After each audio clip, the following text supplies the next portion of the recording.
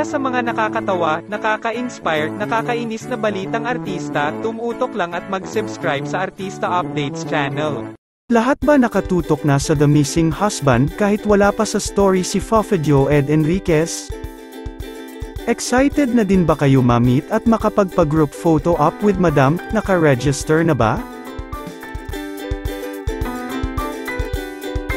Hoy Basher, alam mo ba suportado and happy si Jack sa success ng Barda Love Team? Todo ang suporta na ibinibigay ni Jack kay Barbie at ganun din naman si Barbie kay Jack, mula noon hanggang ngayon. Excited na kami mapanood si Dino sa Maging Sino Ka Man.